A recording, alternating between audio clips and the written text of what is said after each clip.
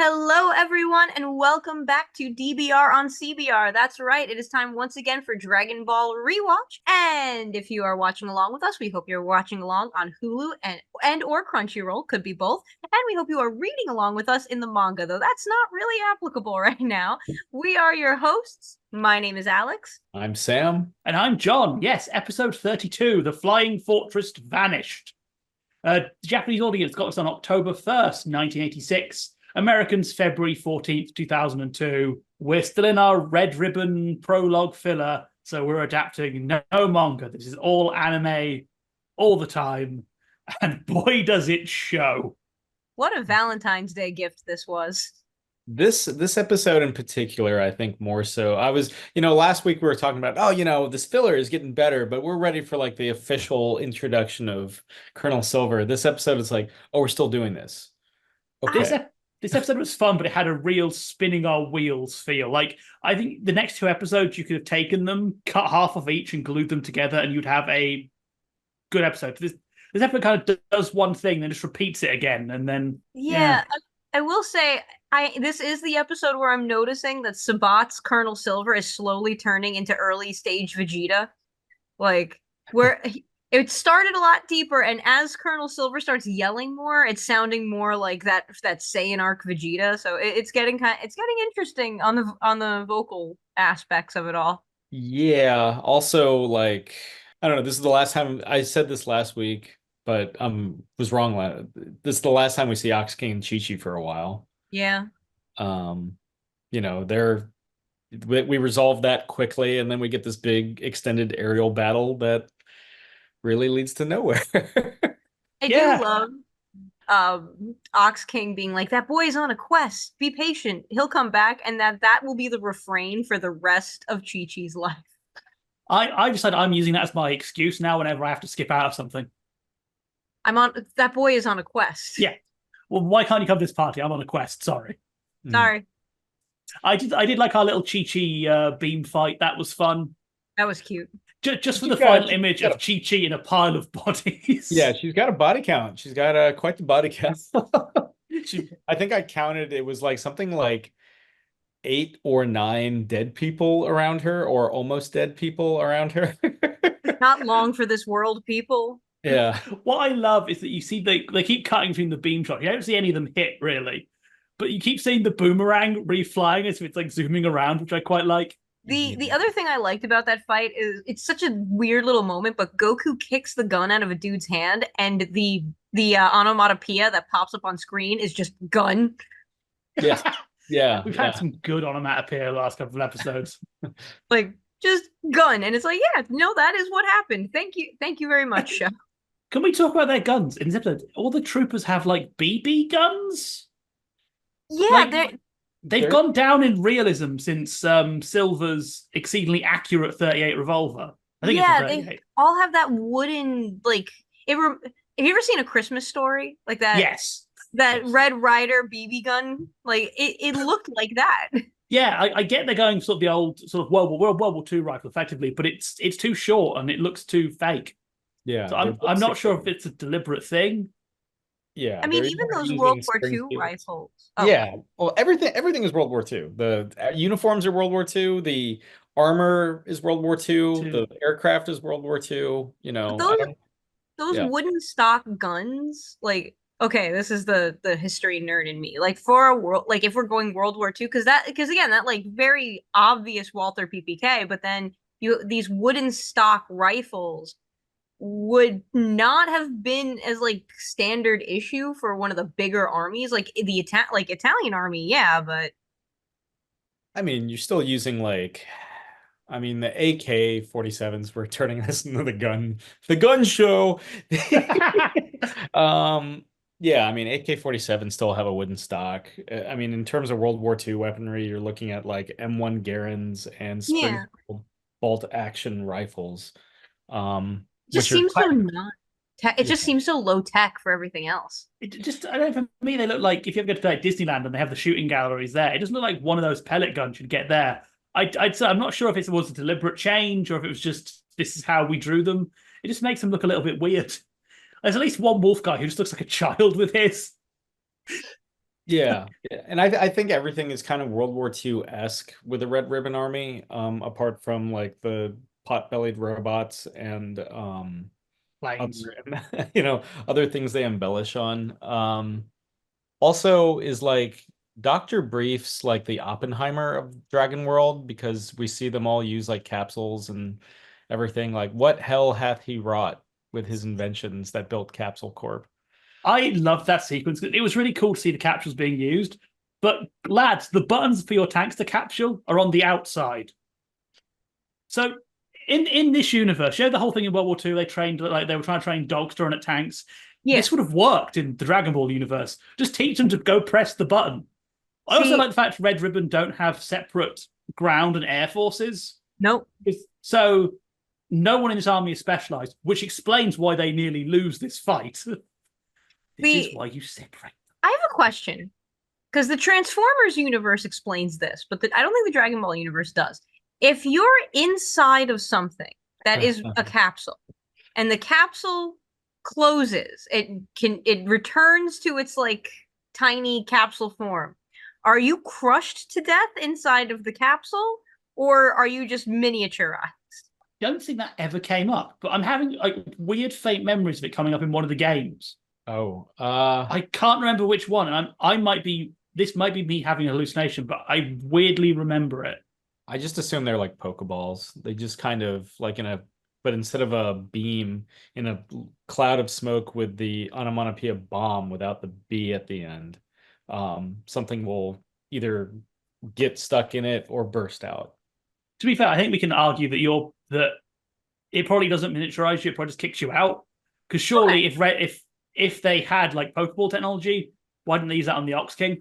They brought a net to capture him. So like, if you just lock someone in a capsule, why aren't you just throwing them at random people? True. I feel like this is just it's such a nothing question, but when you think about it, it's like, oh, what would happen? It is really interesting because capture is like such an accepted thing that he's on. It's like, yeah, they're kind of just there.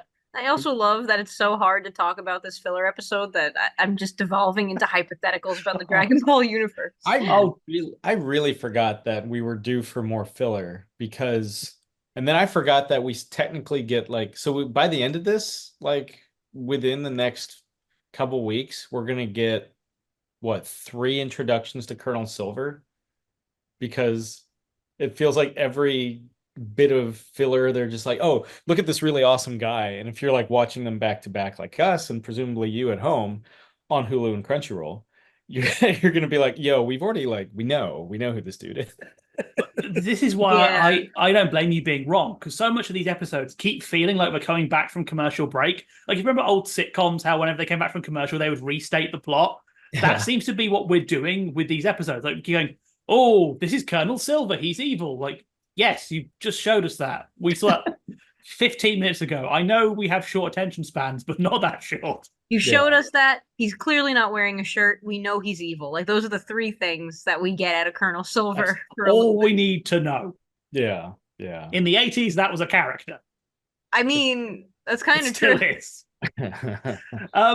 What I like also this episode is the episode where people get snuck up on by gigantic things. Yes. That should be making a lot of noise. The Pilaf dome sneaks up on people twice. It's like, how? Can we talk about Pilaf's like saw room that he has? Like, it's the prison from the castle. I know it's the prison, but like from that angle with like the screen as it pops up, because like it was kind of more pulled out in this episode, it really feels like the beginning of a Saw movie. Like, he's about to pop on and be like, do you want to play a game? It's just, the energy felt different from the that room. Highlight for me was the fact that this was the best part of this episode was that Pilaf castle, because it did one really cool thing, is it set up Goku's new power level. Because like Pilaf throws the Pilaf machine at him, he kills it in one hit. Then we do the chase through the explosion, where we already saw like in the old arc Goku was struggling. This time he's just going straight through like a little Terminator. So I thought that was a nice way to sort of be like, hey, this is what Goku is now. Yeah. And yeah. Keep going. Well, how many people do you think Pilaf has killed in his murder machine? Oh, hundreds. Hundreds. I mean, Thousands. based on the fuel that uses, that's doomed. That's global warming. Those monkeys next episode cursing his name. Oh yeah. They reach to the sky. I do like the fact that he does try to recruit the Red Ribbon guys. That's quite a nice touch. And he specifically gets told to go away, which I just liked that. I also love Pilaf's Goku-induced PTSD continues forward. Like, this is now a character trait for Pilaf. Is his deep horror relating to this dumb little boy. I love when Mai spots him on the screen on her monitor, and then Pilaf's like, put it on mine, and you see her have that moment of like, oh, she knows what's going to happen but doesn't want to say no, and then Pilaf just screams. The Japanese version is a lot better because the scream for Pilaf is the funniest thing. It's just so loud. Also, Goku, okay. Can Goku keep his pants on for like one episode at this point? Like, okay, we should dig into this. So Goku pees on their camera. Yes. Okay, comedy. What's Mai doing? She's like looking down, really like blushing. Yeah. So I thought, obviously, clearly the Japanese, she made a sort of a gag and they cut it. Went to the Japanese. In Japan, she goes, "Oh my." In this really weird voice she hasn't used in any of the other episodes. I mean, it you know. What were you implying? I always assumed it was like, she hasn't really seen a lot of genitalia.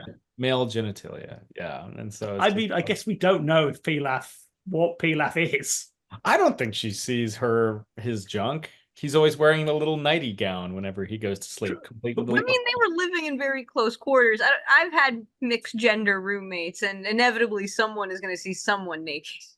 But we don't know what Pilaf's race is. All we know is that they're Pilaf's race. It's never confirmed like what they are. Are we assuming Pilaf's gender?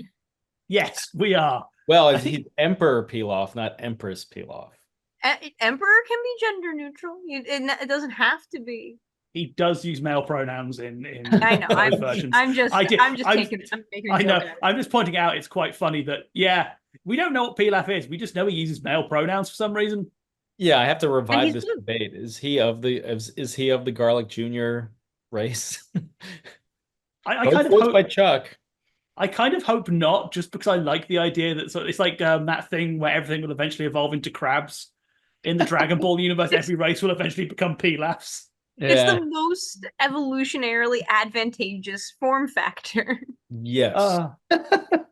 Yes, this is now the crab podcast. Pilaf is peak physical fitness is Pilaf. Yeah. I'm sorry, fellas. Yeah. Sorry, fellas. This is what peak male performance looks like. We say as he ends the episode by giving up the Dragon Ball, kind of undoing my point there. Well, and I was always surprised by that. I mean, obviously, like, Colonel Silver isn't going to gun down Pilaf and his associates, but it is like this odd moment. He was willing to gun down other people with Pilaf, who gave him so much trouble and everything. Pilaf just like, he's just like, just give it to me. And Pilaf has to give it up because they're surrounded. Pilaf did wipe out his force, because remember that second set of planes is Brown's army, so probably fair that he wouldn't attempt anything just in case there's something else in the sand. That whole sequence of them digging through the sand, I don't know if you guys ever watched Spaceballs. Sure. Yes. But the scene where they're combing the desert? Literally combing the desert. They're literally like, this had the same energy as combing the desert in Spaceballs, especially when all of them are like, we're never going to find anything. Why are they digging with their guns? They do that next episode as well. It's like, could they just not be bothered to animate shovels? Do we not have, like, I don't know, if we're going with this like World War II aesthetic, even if though trench warfare was out of style, they still had like small shovels just in case. Oh, I saw my grandfather's. Yeah, sharp as well for battering people. Yeah. Or the British ones were. Weapons it's multi-use. It can dig a hole. It can dig a hole in someone's skull. Either one. It can be used to beat off Commander Red's weird cat. Yeah, the weird cat thing that we see. We'll get to that next episode. Next episode. It's just so like, it's never quite consistent. I mean, it's a cartoon. It's never quite consistent what Red Ribbon is like capable of technologically speaking. They can have the mini subs and everything, but And it's interesting because the Red Ribbon Army is a very kind of like 80s. I was like, oh, this is where I feel like the most we're in the 80s right now because it's straight up like a Cobra Commander situation. Like this is like they're GI Joe, they're knockoff GI Joe bad guys, frankly. There's someone in the back, Cobra. Yeah. Yeah, and it had the thing for me again is that this episode, Red Ribbon were too big.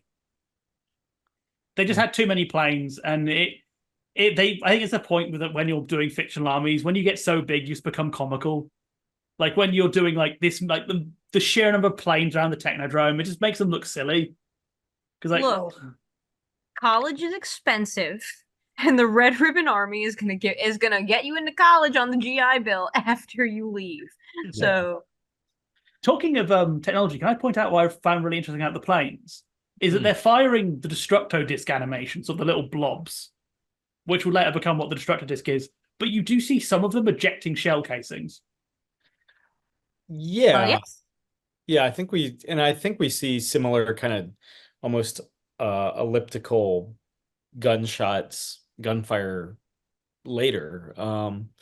Even beyond the Red Ribbon stuff. I think it's just how Toriyama animates gunfire, or at least how the animators of Dragon Ball animate gunfire. Now that I'm looking at it, there's not a whole lot of gunfire I mean, obviously this episode doesn't show up, but there's it kind of makes sense for the planes because like we've had guns before and we've had like launch shooting and it's just been like it looks like little pellets just like hitting at the ground essentially.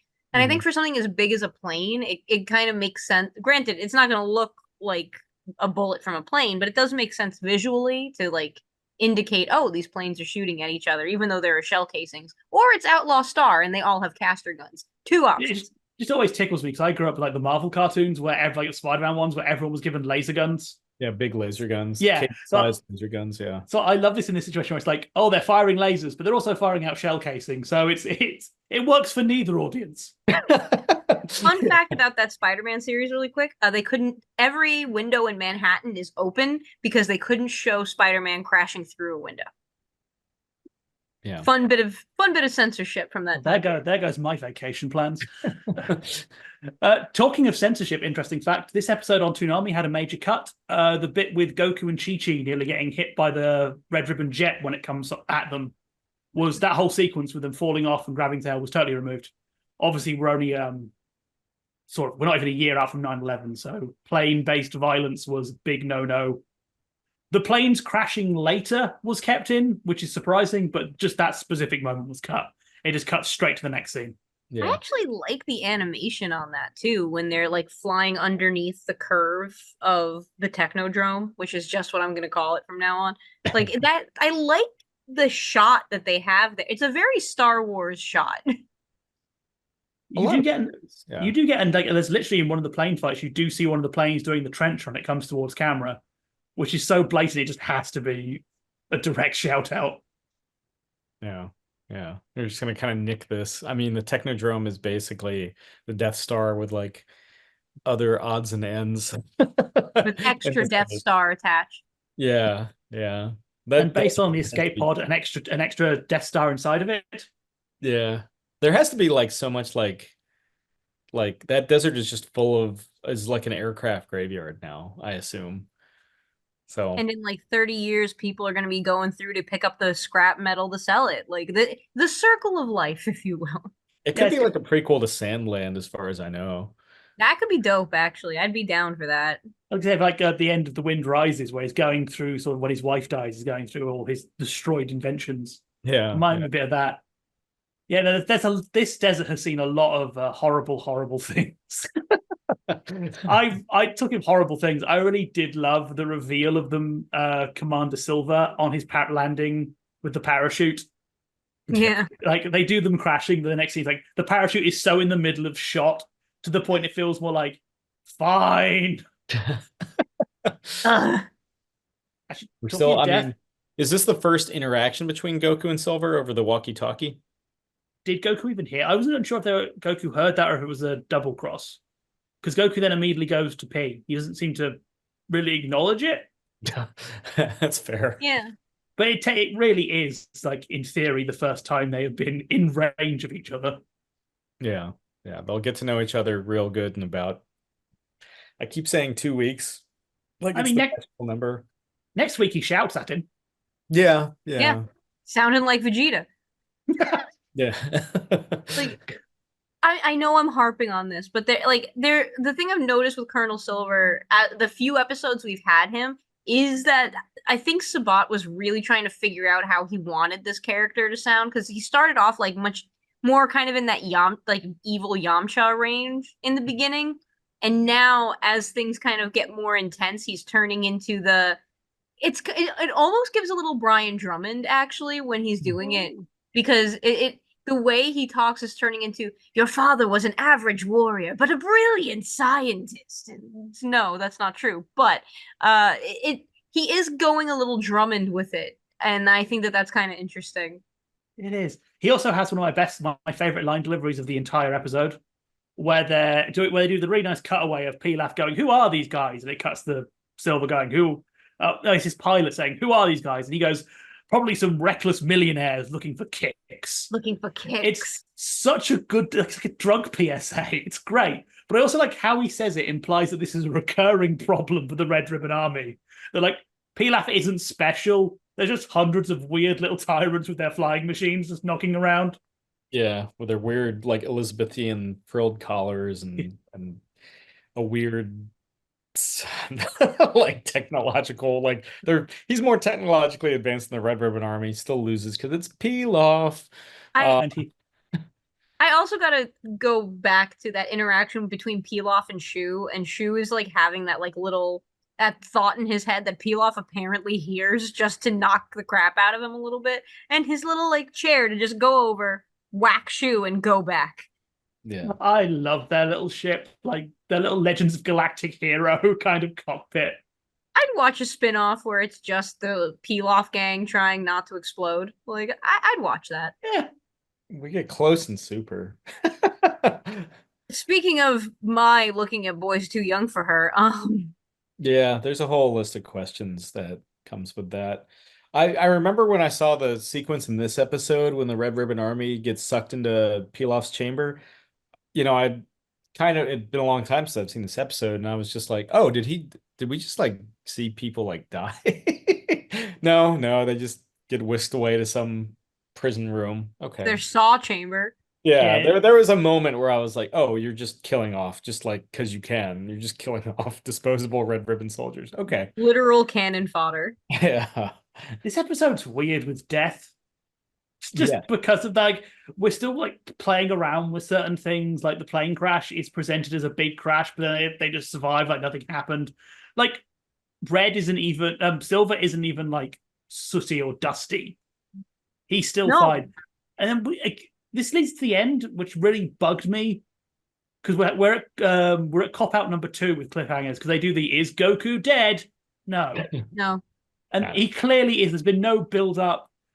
We'll get to it next episode. What's even worse, they don't actually resolve that cliffhanger. They just tell you what happened. We get another Silver intro.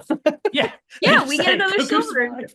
But next episode we get the sexy Silver intro. So we'll get to that sequel. We will get to that. I'm so excited.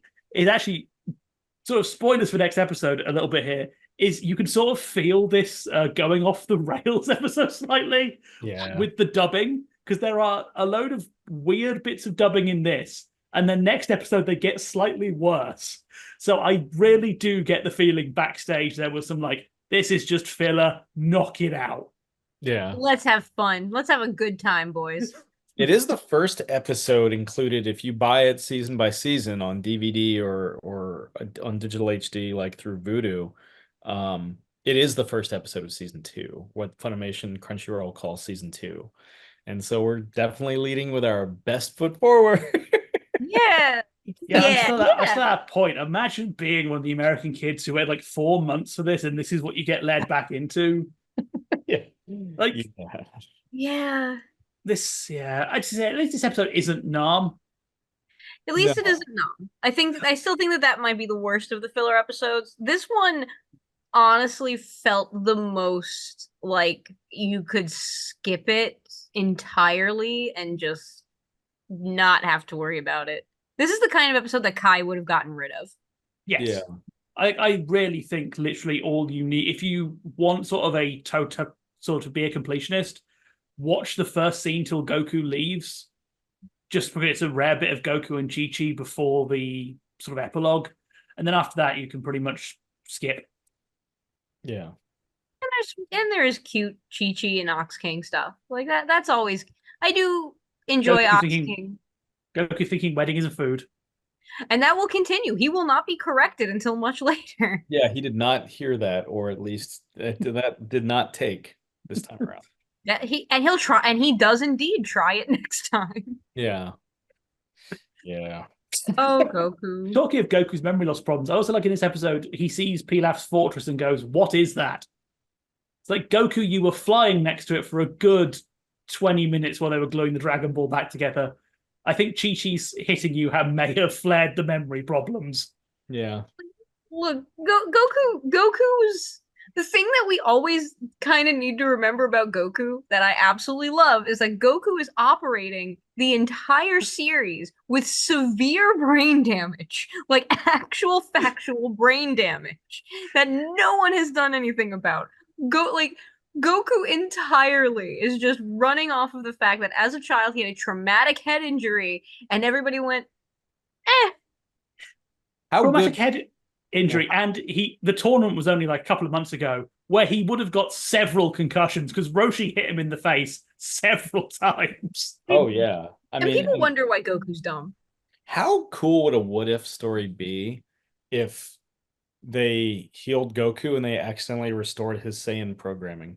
That would be sick. There's a guy on YouTube, Masako X. He does a lot of like what if Dragon Ball stories. Like his what if Gine also came to Earth, or like what if Raditz hadn't been killed? Like that's like kind of his whole thing. I gotta see if he did anything about that. It does happen in one of the Dragon Ball Heroes games, but they absolutely botch it. Sure. Because it becomes Bardock's story and he turns up and the Time Breakers brainwash him again. No, he is brainwashed by a Time Breaker, then another Time Breaker turns up and de-brainwashes him, then re-brainwashes him, because there are Time Breakers everywhere and they're all... It's not worth it. It's not worth the import fee. I need to get my local Target used to have Super Dragon Ball here or Dragon Ball Heroes on Switch, and I was like, what? And for whatever reason, I didn't pick it up. I have it. It's not worth it.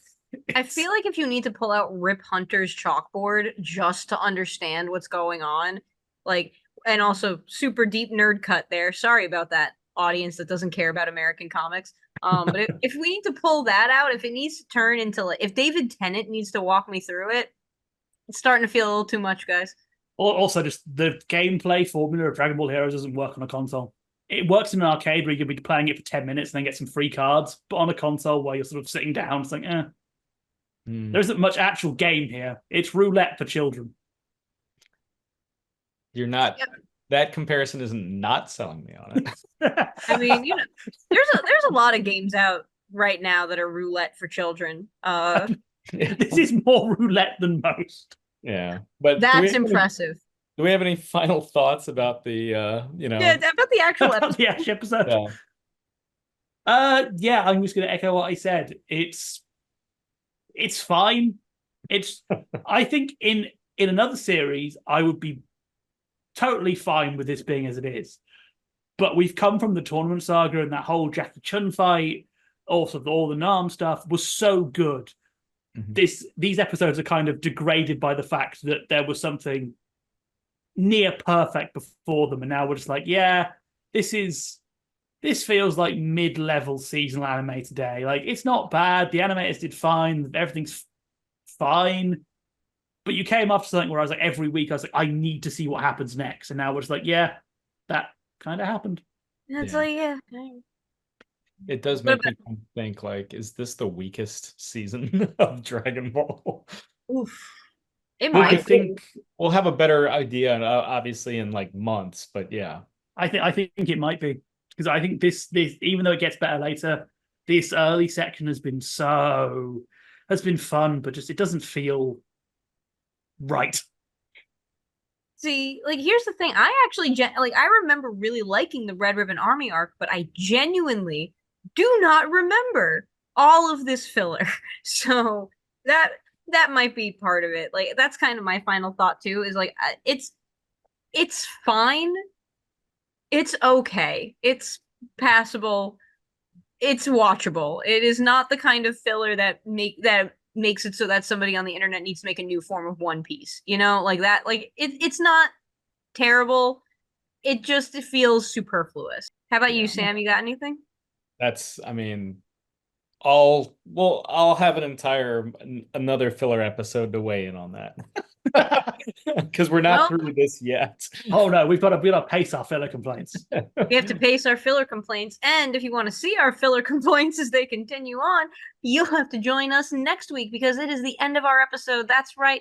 We've come to the end of our episode of DBR on CBR. You've been rewatching Dragon Ball with us, and we hope you continue to watch along with us despite our complaints on Hulu and Crunchyroll. And we hope you, well, not right now, but we hope you continue to read along in the manga by Viz Media. Once again, we have been your hosts. This has been lovely. My name is Alyx. I'm Sam. And I'm John.